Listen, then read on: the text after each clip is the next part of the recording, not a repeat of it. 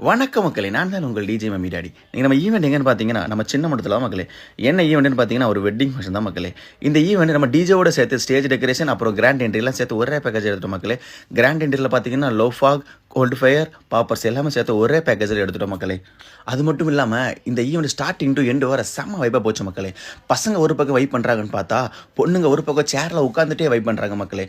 வாங்க இந்த வீடியோவில் நம்ம மக்களோட ஃபுல் வைப்பையும் பார்க்கலாம்.